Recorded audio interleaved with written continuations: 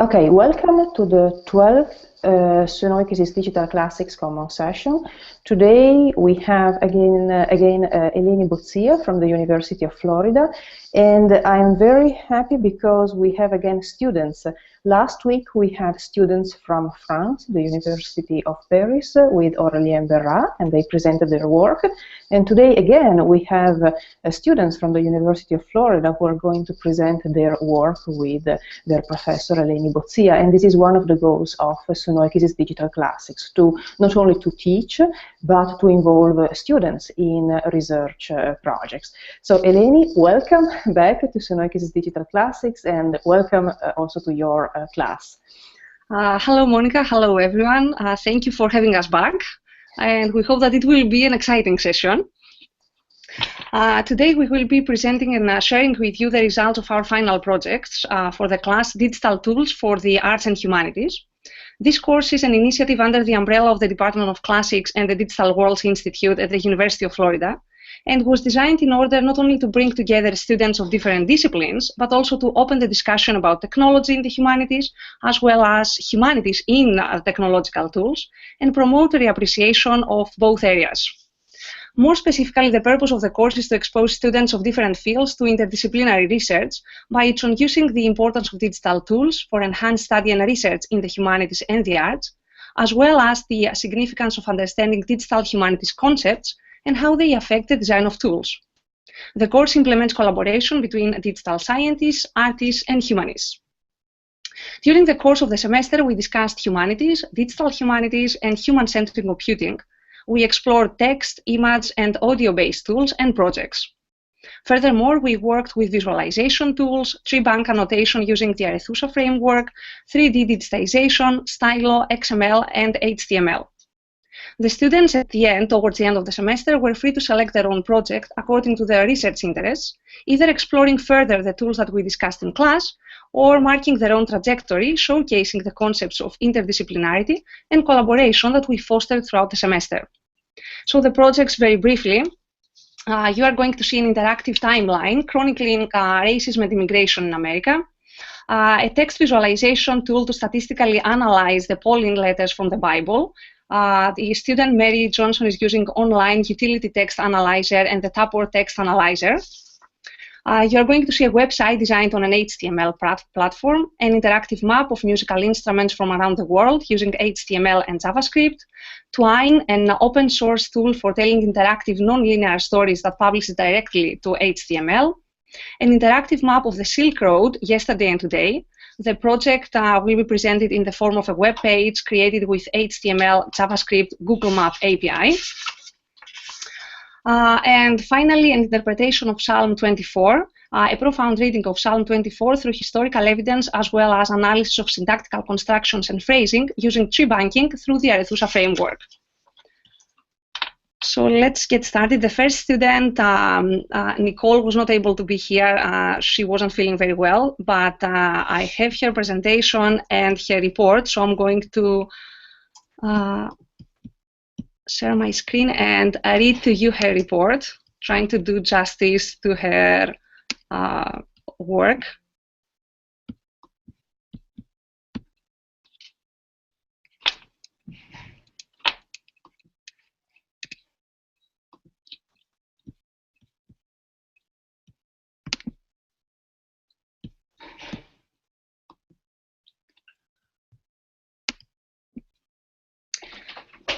So what Nicole did is, and I quote, "I used 3 digital tools to create and showcase a visual timeline.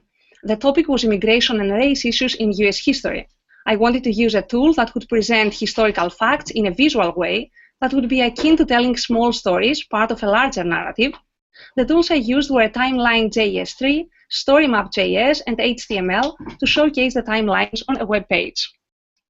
The first thing I had to do was to choose a topic that I would want to display with the tools that I would eventually use. I knew I wanted to do something that involved history, so I decided to showcase a topic that is always part of our everyday, and this is race.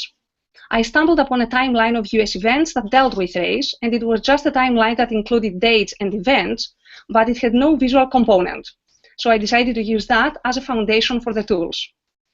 The first tool I decided to use was Timeline JS3. It is an open source tool created by the Knight Lab based out of Northwestern University. Through the collaboration between the Robert McCormick School of Engineering and Applied Science and the Medill School of Journalism Media, Integrated Marketing Communications Knight Lab has created an open source tool for journalists and technologists to use without hassle. The way it works is that you use a Google spreadsheet that they provide and input your information into the appropriate column and row. It allows for videos, wiki pages, Google Map URLs, and pictures to be included on the timeline. This would be good for someone who wants to create a visual narrative that is linear, so each slide would be a smaller story, part of a larger narrative. And I'm showing you here Nicole's timeline.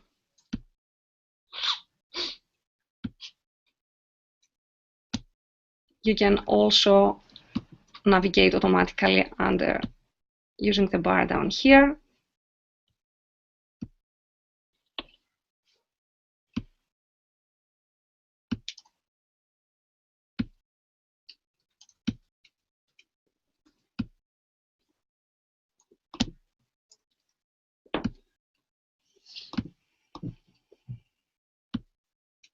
And as you can see, Nicole navigated historical events leading up to our era. 1952, 1953. The other tool that Nicole used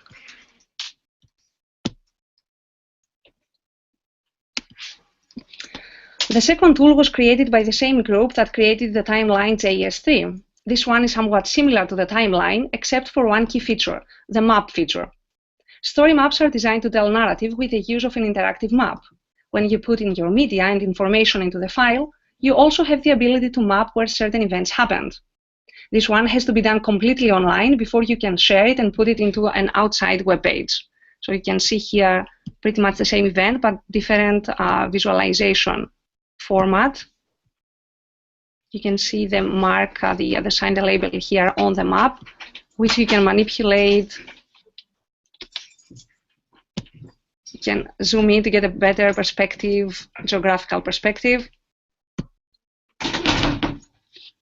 With these timelines, I decided to embed the files using, instead of using a link. I thought it would look better, and the tools were really designed to fit nicely into a web page. The HTML page is pretty basic, using only brackets and Notepad++, and the focus of the page is clearly the timeline.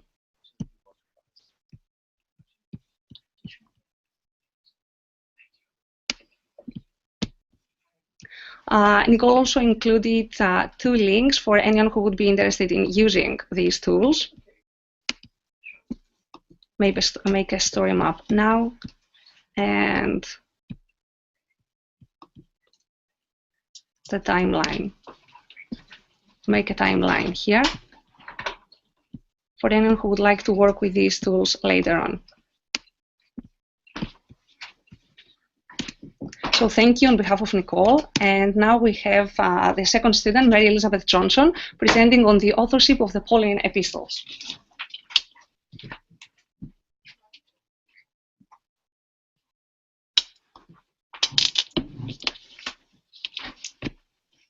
Hello, as Dr. Bozia said, my name is Mary Elizabeth Johnson, and I'm presenting today on the authorship of the Pauline Epistles, which are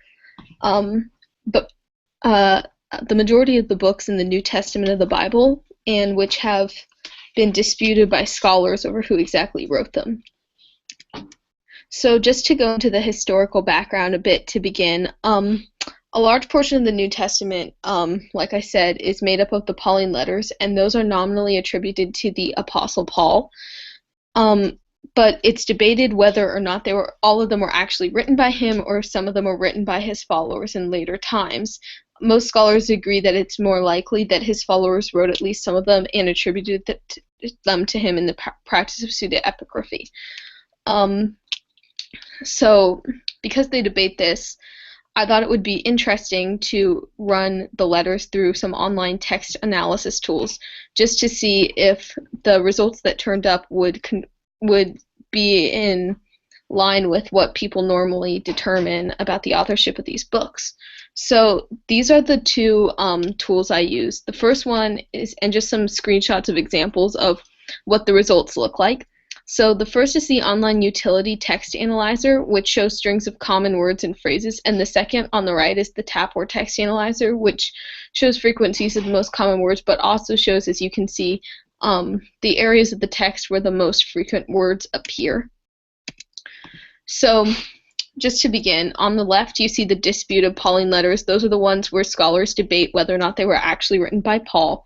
And on the right are the undisputed Pauline letters, where we're about 90 to 95% sure that Paul actually wrote them. So, like I said, I ran some of these letters through the text analysis tools just to see what the results would be. And these are some of the undisputed letters, so we think Paul wrote them, most likely, just to use as kind of a control group for the study. So the results showed that 1 Corinthians and 2 Corinthians, which are both undisputed by most scholars and are believed to have been written about the same time as each other, had 4 out of 5 of their top words that were the same.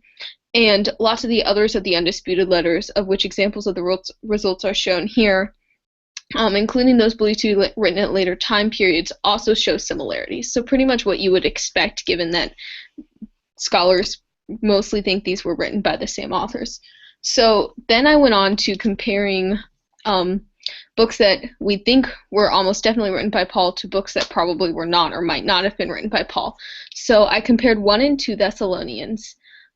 Scholars think that Paul definitely wrote 1 Thessalonians, and if he also wrote 2 Thessalonians, it was probably soon after 1 Thessalonians.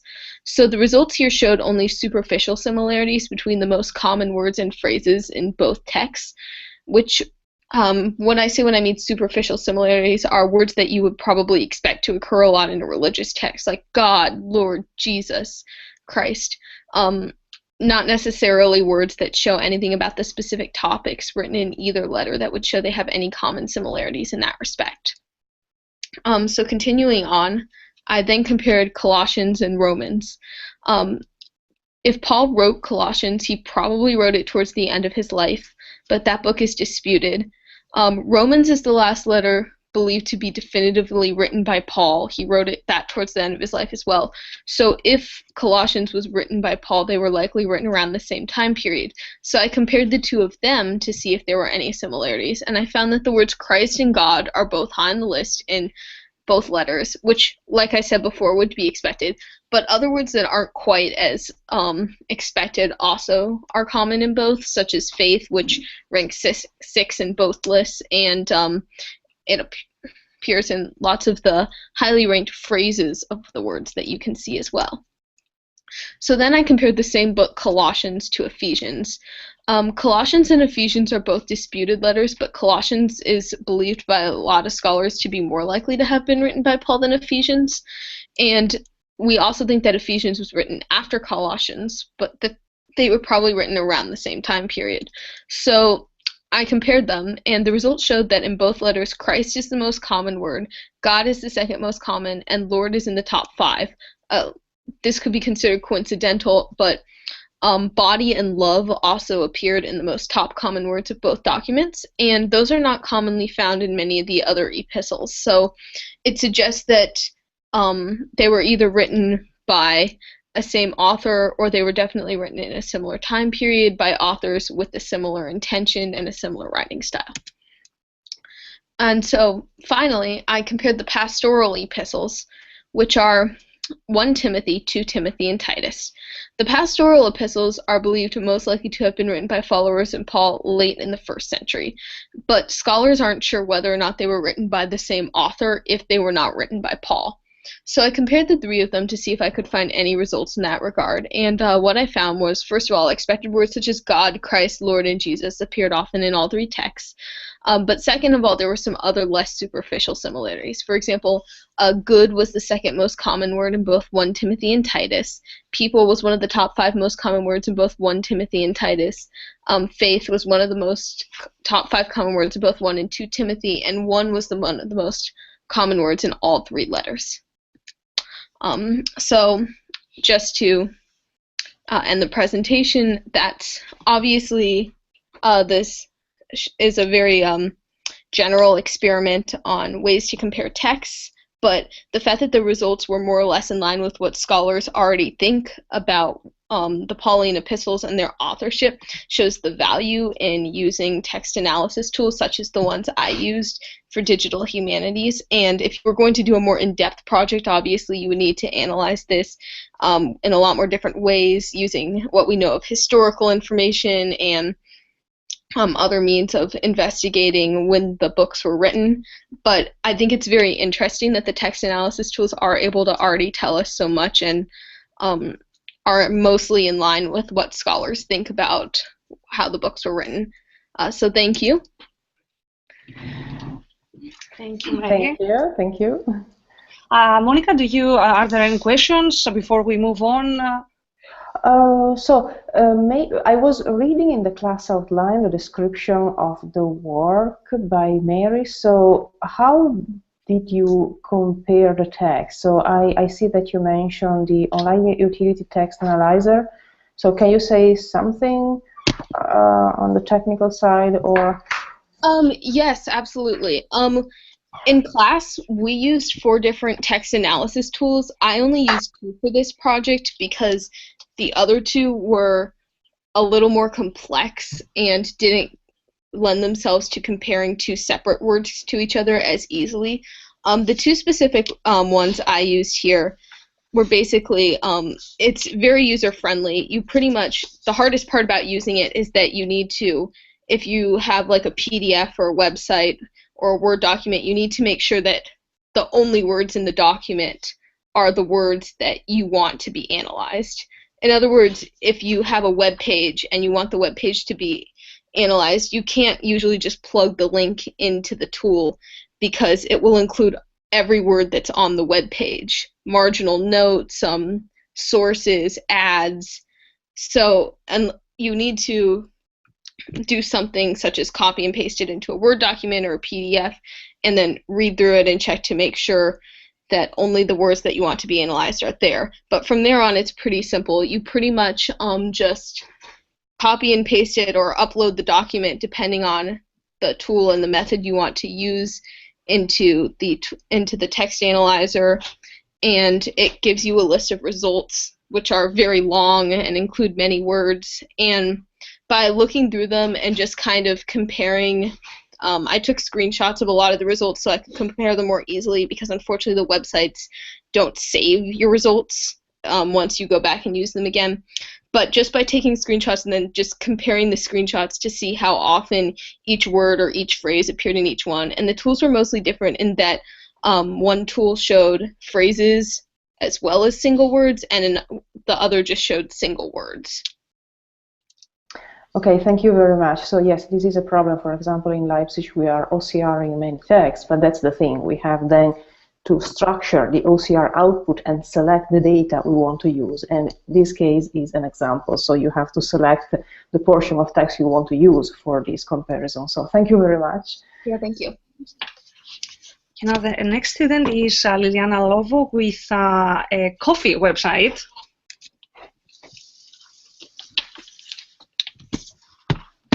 Hello, my name is Liliana Lovo, and I decided to create this website, and basically it's inspired on my dad's coffee farms back in my country. So yeah, it's on a HTML platform. Okay, so this is the code for the website. There are, as you can see, there is a menu, and you cannot see, but there is also a drop down in the where is a home, the coffee farms, and the coffee process and the contact. Each one, it's a separate HTML file. I did not know how to make it better, so that's why I created different HTML files. So for this page, which is a contact page, you can see the body that has a container, a div class, with the container, which is basically the center part of the website. That is the gray part that you can see in the background. Then the center also contains more specified details for the center class. Then you can see the contact heading, and following there is an image that is the coffee. That's the coffee cup that you can see. I also added a table to put all the contact information using rows and table data. And finally, using the Google source maps, I also put a map into this page. Yeah, you can see. Finally, the menu, I put it at the end because it was a good idea putting it at the end, because if I put it at the beginning, it will cover all the website. So there is a menu with four buttons and the drop down that has 3 more submenus.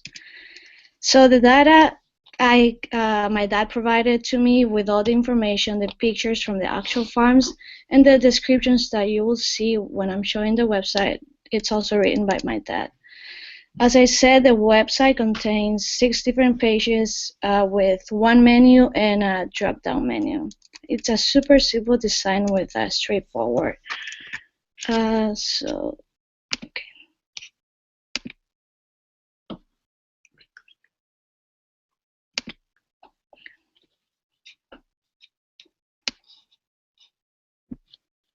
So this is the website. This is the homepage, and you can see I put a slide on the homepage, and you can access different pictures in the homepage. This code, I didn't actually know how to do it, so I took it from the internet from an open source code. Scrolling a little bit down, you can see a little bit more of the description of the homepage, describing what is it about this website. Then here, this is the drop down I was talking about, and this contains the 3 different farms that my dad owned. So you can click on each drop down menu and see the different descriptions for the farms. So explain a little bit about the HTML for each farm. This is a heading, the name of the farm.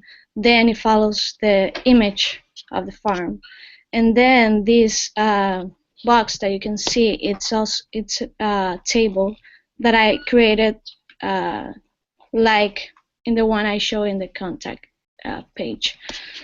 Then these are just paragraphs that describe the farm. Similarly, you can access the other farms, and it's the same design for each farm, but with a different context for each one.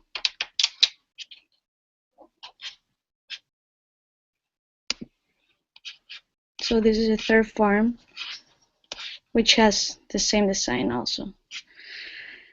I added a coffee process tab so people can see how actually the coffee is processed. So I added a heading, then different images. I put them in the left and then in the right, changing the margins of each picture and adding a paragraph to each picture to add description for every picture that you can see.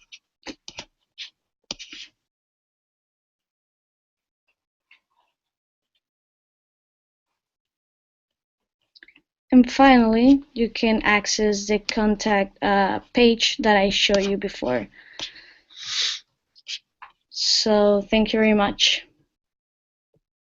Thank you very much for your presentation. So, okay, so in this website, so you include, of course, you include maps, so to Google Maps. So, are there also links to gazetteers? I don't know anything about coffee, but So this is very interesting because, of course, we can use this tool for many other things, also for classics, for many other descriptions. So I don't know if maybe there are, yes, you can, well, you have the map, yes, because I'm seeing now for each farm there is also a link to a specific map to see the place. So that's correct?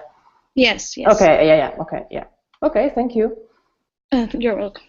The point of the presentations was to, like I said at the beginning, Monica, to use some of the tools or to take off from the concepts that we discussed in class. So one of the last things that we did during the semester was a little bit of HTML. Yeah. So this is where Liliana's project came in. This is how it came in. Yes, no, definitely. But I was curious because this is important. So these tools can be used and applied to many different disciplines. So coffee, and this is very interesting. I'm learning something new, and many other things. So this is real interdisciplinarity, and this is what we are looking for. So looking for standards and tools for working with data in general. Yeah. So thank you. You're welcome. And let me thank you. The next one is Michael, who has an interactive map of musical instruments titled Global Sounds. Michael, go ahead. Hello. For my project, I was interested, wanted to approach the idea of collating information on lost sounds of ancient musical instruments for digital humanities. I know that there's quite a few resources out there for seeing musical artifacts virtually in museums, and resources for reconstructed instruments as well, if they're 3D modeled instruments that could be played, for instance, and recordings of these audio files too. What I approached the idea of collecting all of these resources along with a mapping tool to show locations of the musical instruments' origins, and linking them to some of those other resources that are already out there. So as a presentation tool for this, I used Microsoft Sway as a way to bring all these collections together and hyperlink the existing resources of audio files, or performances of the actual instruments, as in the case of what you'll see later, which is King Tutankhamun's trumpets, which were actually played, the actual instruments were played and recorded. So where do they originate, and what do they look like? For this first part, was one of the instruments that I chose was the Henan Province 9,000-year-old flutes that were uncovered and were actually playable. So here you see those flutes, and a rendition of, or an artist who had shown those flutes actually being played, or a kind of those flutes being played. Another resource that I uncovered was the Apache fiddle. Now, this one is not necessarily an ancient instrument, but it is one, since it comes from 1875. It's something that's still being played and created. So I used a reference for basically a YouTube video of this being built in the ancient way and played. This next example is of the King Tutankhamun's trumpets, discovered near his temple were hieroglyphs or renditions of that trumpet actually being played. We don't have the entire portion of it, but then there's also the resource itself of the trumpets that were uncovered in 1930 and now sit in a museum. Another is the Luganshade trumpet from Ireland. It's a Celtic war trumpet. I did find resources of those reconstructed instruments being played, and heard for the first time two of them together being played for the first time in 2,000 years. Lastly are the lyres of Ur, which were some of the most ancient lyres ever found or discovered, and it uncovered a lot of information about how they were actually created, and it was a landmark point at which musicians and archaeologists who were interested in this could reconstruct this lyre for the first time and be able to hear what it would have sounded like and how it was tuned. So I did find a recent rendition of this being played of a 4,500-year-old reproduction of the lyre of Ur, along with two silver flutes that were found in the same location. So it's an interpretation of how it would have sounded, but of course we can't get the exact sounds. There was no notation for it. And then in this image you also have a depiction of the lyre being played of some. This was from a royal chest that was discovered in the same area. My HTML work that I did in this part was to create a map of where these instruments would have been located around the world. And here you can see the map that I used. I used brackets to publish to an HTML file, and then embedded this map into Sway, and then took that Sway and embedded it into a website so it could be accessed. Here's my HTML script for that map. And here's the actual website. Let's see if I can link out to it.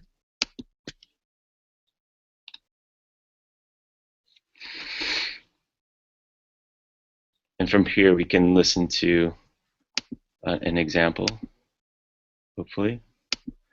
Yeah.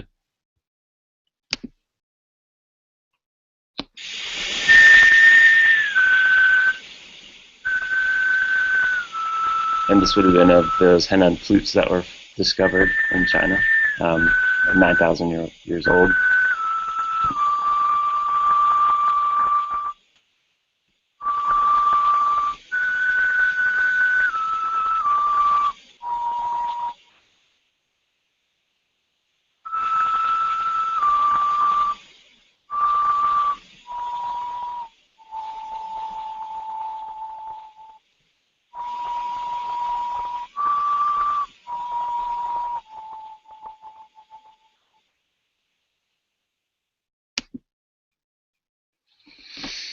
And that's my presentation. Thank you. Okay, thank you very much. This is really very, very interesting.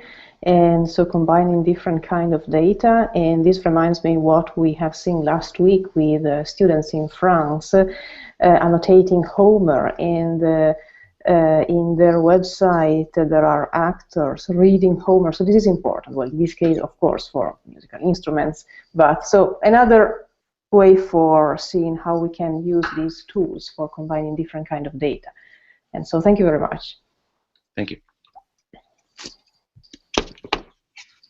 I don't know if there are other questions, so I'm looking at the chat in Google Hangout. I don't see questions, and sometimes I look also at the YouTube channel because we have people listening to us on the YouTube channel.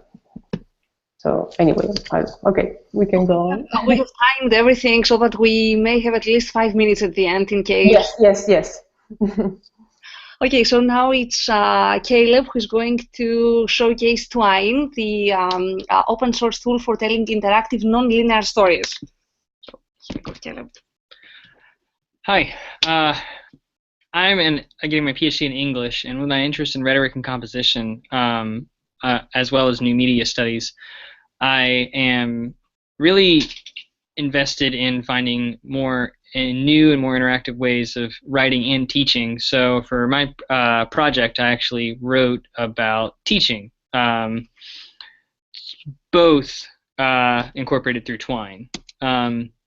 So hypertext fiction is my launching off point, which has been a prominent genre of electronic literature since Michael Joyce's Afternoon of Story was published in 1990.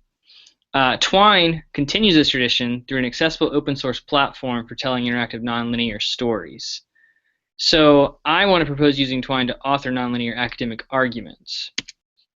It was created, Twine was created by Chris Klimas 2009. It's a hypertext story editor.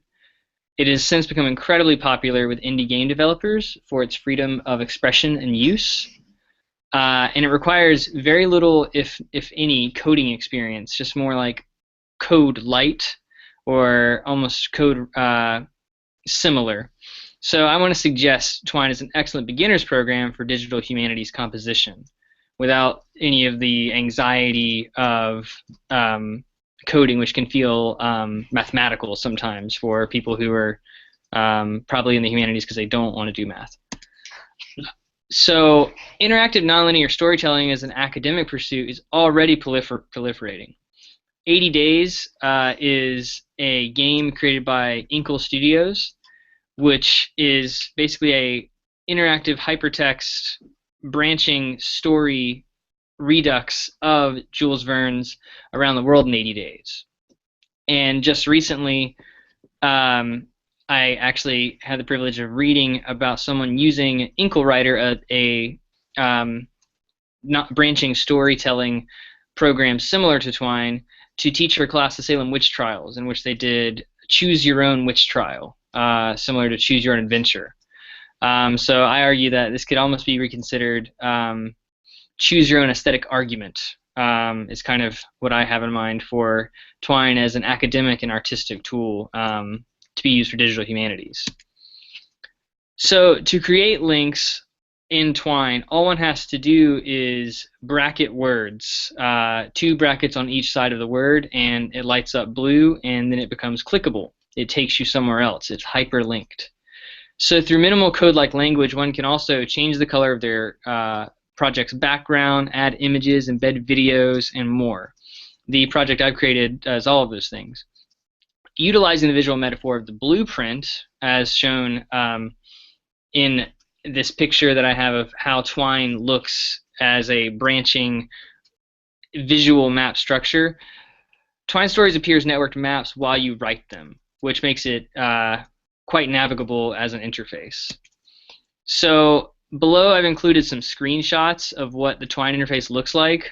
I've got a picture here of your style sheet, which is where you change things like the background color, the font color. A picture here of what it looks like to edit a passage in which you can include images, in which you can link words, and really the idea is to have more than one link per page to create this non-linear branching aspect. And then shown here is my own blueprint of my own story, or academic argument, which I will be showing.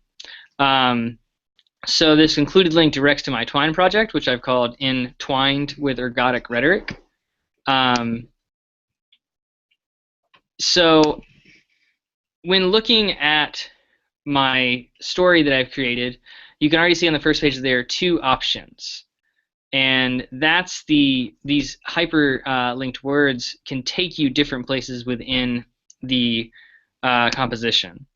So if you click on Ergodic Rhetoric, I continue on to talk about literacy, digital literacy, and electracy, a concept created by Greg Ulmer. And so you have the choice to click one of those 3. There I've included an image of the book from which Ulmer discusses electracy.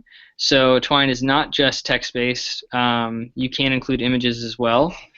And really just the idea is to keep clicking throughout the writing.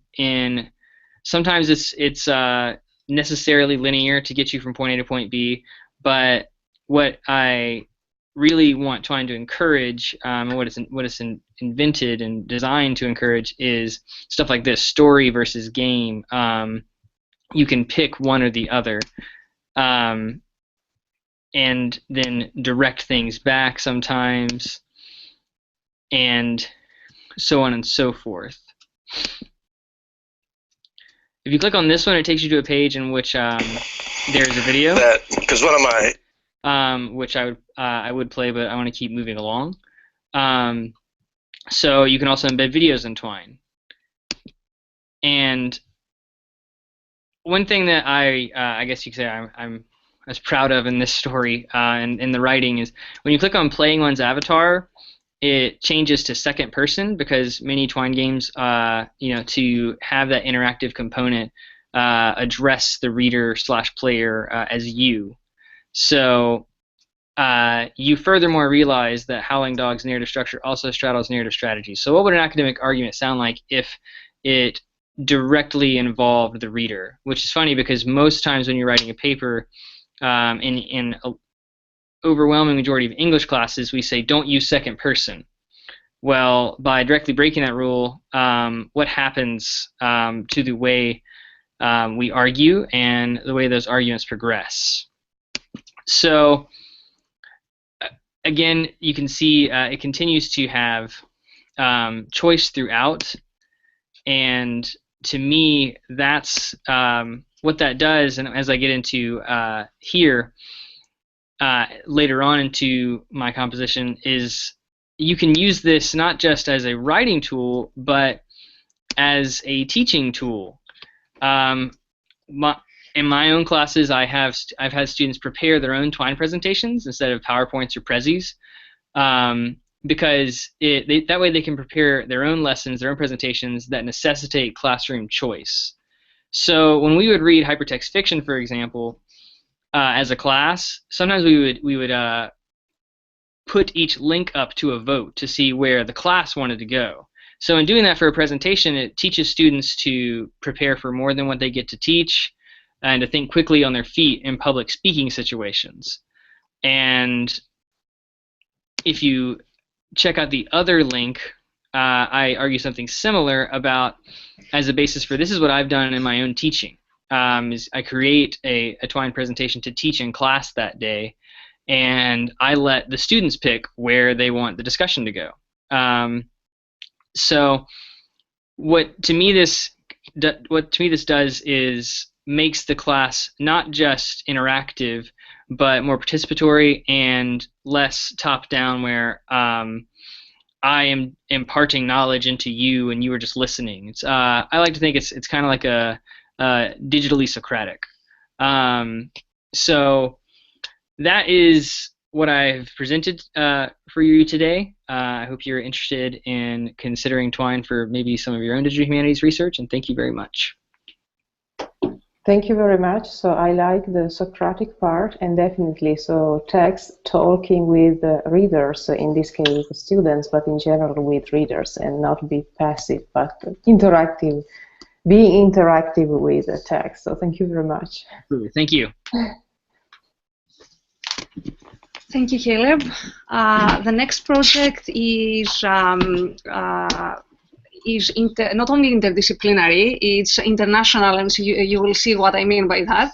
And it's also a group project. We have Yo-Yo and Shen, Sandeep and Alberto, and they are going to, they have designed an interactive map of the Silk Road yesterday and today. Let me pass you on to them. You go, guys. Thank you. Hello. So the presentation is going to give each member of the group the opportunity to speak, and I'm just going to introduce why we picked this topic, and then I will pass it on to my colleagues. So as Dr. Bozia was saying, it's an international, intercultural, interdisciplinary group.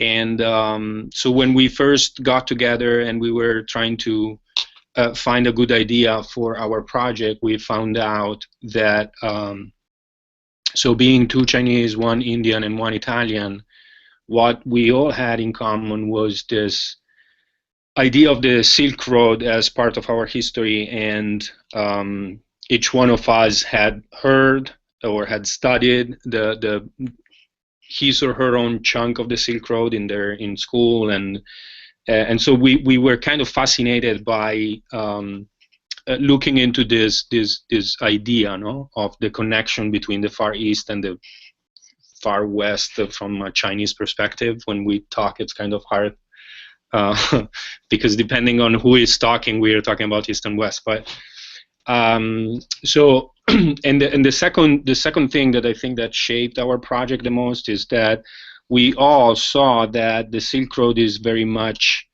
present in our modern day, in our modern world, in the way that we understand things that are happening. So you and Shen told us that there are actual economic policies that are being enacted today that follow the same journey of the Silk Road, and then we looked at the crisis of the migrants fleeing from the Middle East, and the way that they are following to try to reach Europe is very much the same that was once used to bring goods and wares from the east to the west. So here's why we decided to try to build a framework in which we could, and literally anyone could in the future, add contents to try to see this double perspective of what the Silk Road was historically and what is going on the same route today. Right. Hello, my name is Sandeep, and I could call me the Indian representative in this project. So after we kind of moved on with the idea of working on Silk Road project, we had a lot of choices of tools which we wanted to use for this project, because we went through a lot of tools in this class. We went over text analysis, visualization, maps and stuff, but we kind of narrowed down our different options we had, and we chose two important tools. One is maps, and the other one is I would say word cloud. That's kind of like, I'd say text analysis though. And yeah, so the challenges we kind of came up while working on this project was, we come from different parts of the world, and so we definitely know the kind of data we are actually looking in the internet. But say if there is someone who would want to research about the Silk Road project who doesn't really is not adept with what's happening in these countries, it would be a real problem for them to actually look into the single minute details, I would say. So we kind of brought in our perspectives, all the ideas, or the kind of knowledge we have about the Silk Road from our growing up or from perspectives, and we kind of put that in the searches we made on internet, and we kind of came up with some really interesting data. For example, as Alberto was saying, China is coming up with this new Silk Road idea to expand their power in the Asia and towards Europe. And so another important and really surprising thing is India is trying to contract it with another new project. It's a maritime Silk Road project. So it's pretty much everything what happened in a few centuries ago is repeating again, but with say more modernism, with more power and stuff like that. And so the tools we use for this project, one is Google Maps. We use the Google Maps API to map the different routes, the land route and the maritime route, and we kind of map different port cities across these routes and put it up on a HTML web page we came up with. And another good thing about our team is that we have students from classics as well as digital arts, and so we have students who actually develop the web page, bringing in different tools, even illustrating some kind of stuffs.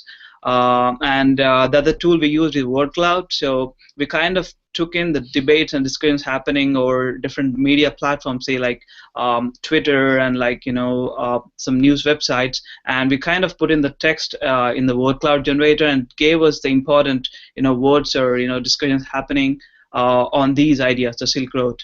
So those are the tools that we worked on, and my colleague Shan will go over the technical aspects of the project. Okay. Hello, I'm Yo-Yo, and I will introduce the technical part of our website. Firstly, I will briefly go through what we have on our website. As you can see, this is our header, and we also have our background. And on the left-hand side, this part is our dynamic information window. And on the right, we have our navigation bar. It can controls what content shows up on our dynamic information window and on our interactive map. And we also have our footer here, and this part is our name and our social buttons. So how we create this website? My first step is to create design the layout of our website on Adobe Muse, which is a software that allows people to create a website without knowing any codes. But I only use this to create a framework and write the rest of the codes myself, because in this way I can gain very good control on the functions of our website. And the next step is to realize all the functions that we need with JavaScript and jQuery. And then the third step is to design the UI for our website in order to make it look more beautiful. We do all the graphic design on the Photoshop, and then we put the graphics on our website. And at the main time, my teammates collect all the data and organize them in the same format and hand it to me, and then I put all the contents on the website.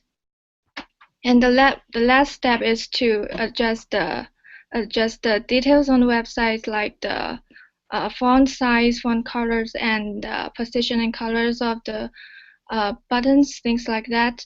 And then I will introduce some important codes of our HTML.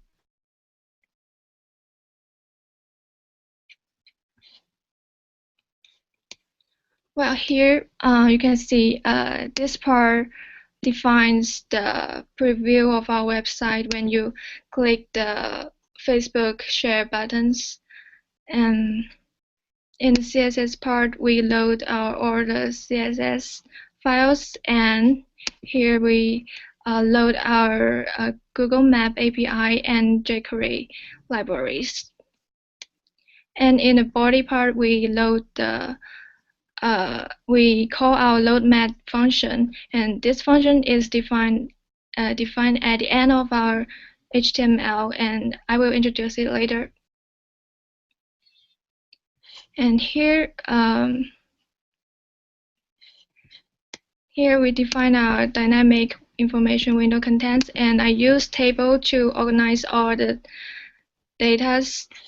We have table 0 to 4, and initially the tables are hidden on the page because I want to control them with JavaScript.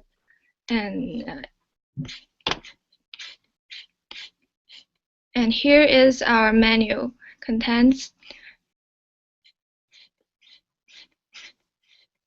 and this part is the divs for the Google Map and Word Cloud.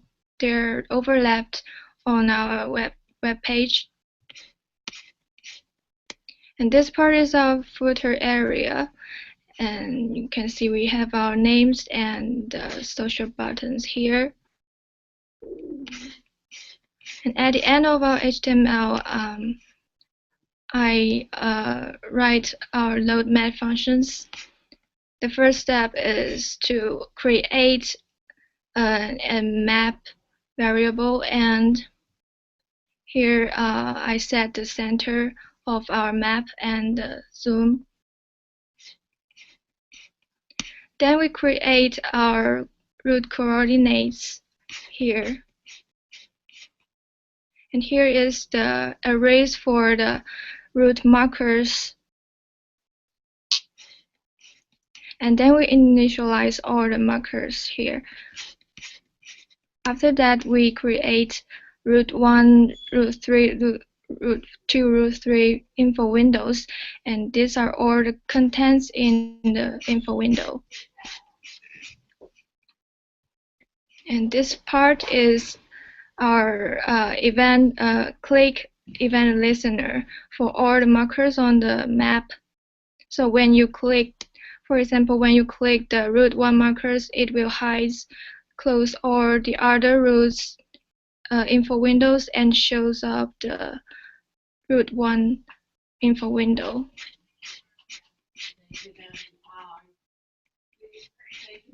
And here, this part, we use Google Map polyline functions to draw our routes on the Google Map, and these are all the attributes of our routes.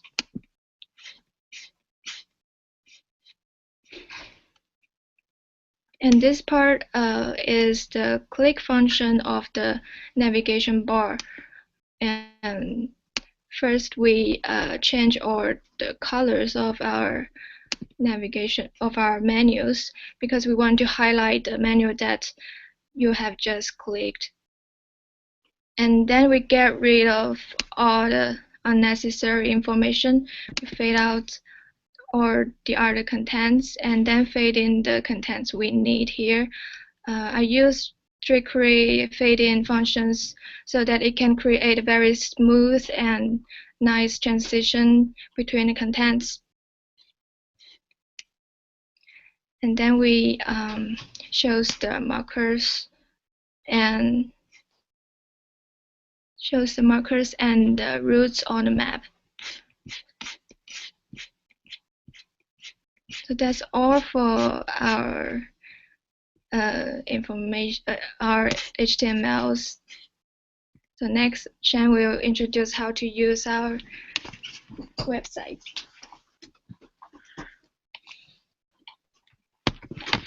Hi, I'm Shan. Now I'm going to introduce how to use our project. First, you can see like our interface can mainly divide it into two parts. One section is the routes, and another section is timeline. First, if you click Show All Routes, like the left side text shows the information of the overall yesterday and today information of all three routes. And if you click the route 1, then it shows the trade route, because you and I come from China, so we focus on the ancient Silk Road in China. And then if you click the 4 markers, and it refers to four cities in China area. First is Xi'an, as you can see, is the starting point of the Silk Road. So it shows the past and present information of the city. And another is the Kasha. It's and the ending point of the Silk Road in China. And the other 2 cities is Dunhuang and Lanzhou, and there's a brief introduction of this city. And the route 2 is the Spice Route, which is found by Sandeep. He focused on the maritime Silk Road, and as you can see, like it is the maritime Silk Road. And the left side part is yesterday and today information.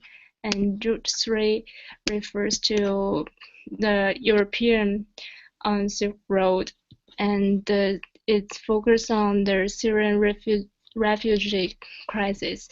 And then you can click clean up and then back to the beginning, and then we can choose the timeline section. Here we just list the past and present word cloud image of all the 3 routes. First, if you click the past, you can see we just load our text in a route section into word cloud. And to generate this picture, the purpose is to show keywords to user and make them understand the overall idea of each route. And you can see the past, present, their keywords is very clear. And now the button parts, we have the social media icon. If you click it, you can share with other friends on your Facebook or tweet it. And you can also like this project or not. So this kind of function just make our project more interactive and more accessible. And we also put our group member's name on here. So if you have more questions about project, you can just search our name on Facebook to ask us more about our project. So I think that's pretty much of it. Thank you. Thank you, Sandeep, Yo-Yo, Shen, and Alberto. Thank you very much. This is very interesting, and thank you for the detailed description of the HTML file. So this is important to see how things are built. Thank you. Okay, and for the last presentation, we have Scott Willis, who is technically not part of the Digital Humanities class. He has been working with me through the University Scholars Program. His interest was in early church, early Christian texts, and when he started working on interpretation of Psalm 24, his textual and historical analysis took him, of course, to both Greek and Latin, and about 2 years ago he also started working on Hebrew.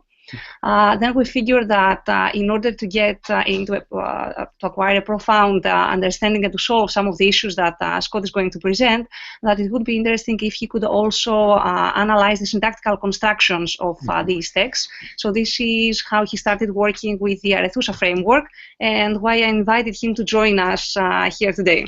So Scott, all yours. Yes, thank you. So basically, the gist of my thesis was to look at the ancient Christian and even modern Christian sort of traditional interpretation of the 24th Psalm, which is to apply it to the ascension of Christ into heaven. And basically this is a focused version of that, which sort of just walks you through the Psalm's text itself and uses the tree banking system to actually illustrate some of the constructions that actually helped me in my research. So with that,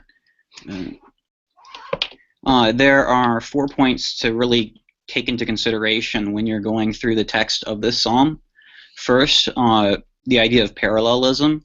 That's basically the most fundamental structure of biblical poetry, where you have two related statements, like one after the other, and then also intensification in these parallelisms, because the vast majority of the time they're not 100% parallel. Usually the second statement will sort of expand or focus or intensify in some way the first one, and that's something that you see throughout this psalm. And in fact, these four types are basically the types of parallelisms you see in the psalm. 3, it's important to follow both the structural and the thematic movement of this psalm. Both of them are important. And then also to interpret the psalm within its canonical context of the Old Testament, sort of as a literary whole. A lot of scholars and commentators make the mistake of sort of isolating it from the rest of the Old Testament, and that's not particularly helpful for understanding the meaning of the text. So with that, we can look at verses 1 to 2, which basically describe the creation of the world by Yahweh, the God of Israel. So the first thing to note with regard to the structure of the psalm is that with the wording, you go from the larger to the smaller, and you can see that in some of the parallelisms. For example, you have the word eretz, earth, which would connote the earth like in general, like the entire thing, versus tevel, which would indicate more of a cultivated land or an inhabited land. It's a smaller geographical area. You have that which fills, which would imply basically anything living within the earth, versus this phrase yoshveh ba, that which, or those who dwell in it, which would imply more of humans who dwell in that land. So you have, and then also you have yamim, seas, to naharot, rivers. So again, basically the larger geographical area to the smaller, and you see that here in this parallelism as well. And one of the things I took into consideration is where else do you find this sort of an image of going from the larger to the smaller within the context of the creation of the world. And you actually see it in Genesis 1 and 2, where Genesis 1 describes the creation of the entire world versus Genesis 2, which focuses in on the creation of Eden in particular. And in fact, the language used here of earth and that which fills those who dwell, and especially seas and rivers, appears in Genesis. In fact, you see in Genesis 1, the earth is created in the context of, or right next to the seas, versus Eden, which is created in the context of 4 rivers, which explains that he founded it upon the seas and he created it or established it upon the rivers. And then, so in addition to the structural sort of progression of these 2 verses, you can also look at the sort of logical argument that they're making. Basically, you see that Yahweh made the earth, therefore he's the one who owns everything in it, including its inhabitants. And implicit in his ownership, and this is why looking not just at this psalm, but at the entirety of the Old Testament is important. But implicit in his ownership of those inhabitants is his right to judge them, sort of as their king. And that actually connects this first section to the next few verses. So basically, when you're reading it, it would seem as if you go from the creation of the world to, who will ascend the mount of Yahweh, who will stand in his holy place. Basically, you go from the creation of the world to Zion and the temple at Jerusalem. Like, that's jumping several millennia according to the biblical timeline, except it's not really. If you look at it within its larger context, you can see that this language of Mount of Yahweh and ascending it and standing in the holy place right here and then right here in the tree diagram actually occurs elsewhere, in 3 other places besides the temple. You see it in Eden, which we were just at, also Mount Sinai, and the tabernacle, the wilderness tabernacle that turned into the temple, basically. So through this terminology, similar terminology, you have a connection between the first 2 verses and then the second section, because it's basically equivalent structures. And even though the questions are primarily being asked of the temple at Jerusalem, they could easily be asked of these other 3. And they're similar not only in their terminology but in their structure and function, because they function as the meeting place between God and man within the Old Testament. And the next, notice also the inward motion and specification in the parallelisms. You have the question, who will ascend? Then you have who will stand up, who will receive, and then this is the generation. Basically, you can sort of, through the language, imagine someone ascending the mountain, entering and standing in sort of the divine courtroom, receiving their verdict, and then you have the identification of who it is doing that at the end. So again, if you follow the parallelisms, it's pretty interesting to see sort of that progression. And also the moral qualifications too for ascending, you can really see when you look at it through these parallelisms. You have he must be clean with his hands and pure with his heart. which would indicate inward purity of the heart, and then outward purity with your actions, symbolized by the hands. Then also you have, let's see, he will not lift up his soul to vanity, in this context primarily referring to like an idol or a false god. And then also parallel to that is he will not swear like in order to deceive, which would really be talking about one man or one person interacting with his neighbor or with another person.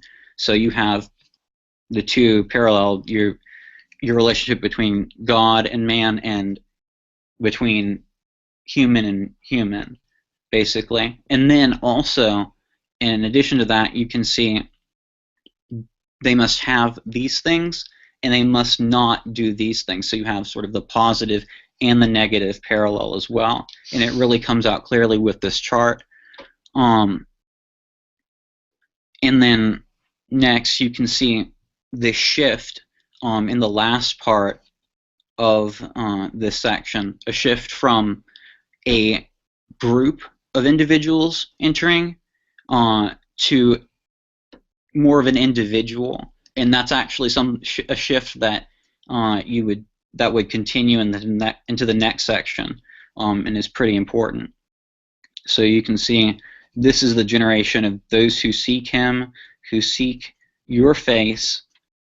This is Jacob. So you go from a group to sort of this corporate, unified way of describing the group as sort of a singular entity. And then later you'll actually get a literal individual. So that's the structure of this section. But there's also the thematic movement too. At the end of the last section, you had the issue of God being able to judge humanity, basically the potential for judgment. Now you have the actualization of that judgment. One of the noticeable things about these questions is, like, who will ascend the mount of Yahweh and who will stand in his holy place, is that for all four of these places where that language occurs, man can't enter in. Like that's basically a universal rule. Man got kicked out of Eden, wasn't allowed up Sinai. You can't go into the tabernacle or the temple. Moreover, the requirements for entry are universal and all comprehensive. So it's pretty much virtually impossible to fulfill those. Also, yet you can see, interestingly enough, that these people that are entering nevertheless do enter God's presence and do receive his blessing, which would seem like a contradiction. And you can see that in the parallelism. So this is a generation with he will receive and he will enter. And then the final section, which basically explains why early Christians associated it with the ascension. You move from sort of a corporate understanding of this group of people to a very singular understanding. So you have the question, who is this? It's the same word as this is the generation. Who is this? The King of Glory. So you go from the generation to Jacob to this individual. Then also you have the manifold roles of this individual. He's more than just a king, even though it explicitly identifies him as one, because of where he's entering. He can't just be a king. He would also have to function as a priest, and as someone like Moses. And actually, if you look at the Old Testament context in general, that's something that it basically points, that's something that occurs elsewhere as well. And then you have Yahweh in the role of a man, because previously the previous section was concerned with men entering, or humans entering the presence of God. Now you have the one entering the presence of God being Yahweh himself, and which further sort of ties it in with the Christian interpretation, Yahweh entering the presence of Yahweh himself, which actually confuses a lot of the commentators. Most of them have no idea what to do with that. And then, in addition to just the text of the psalm, you can see that there are precedent images within the rest of the Old Testament context and also subsequent scenes. Just real quickly, Psalm 2, I have consecrated my king, again referring to the King of Glory, on my holy hill, or my holy mount, referring back to those questions at the beginning of verse 3, except conflating them together. And interestingly enough, this king on Zion is also called the Anointed, or the Messiah, and he is called the Begotten Son. So that really ties it in with and explains why these early Christians interpreted the psalm in the way they did. Yeah, that's basically my project. Thank you. Thank you very much, Scott.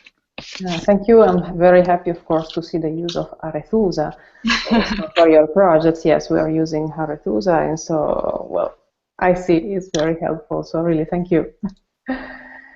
And okay, I can see the class. Okay. Yes, here is almost all of us. Mary, Scott, Yo-Yo, and Sandeep, Michael, as they appear, in order that they appear, Shen and Liliana, Okay. and Caleb here.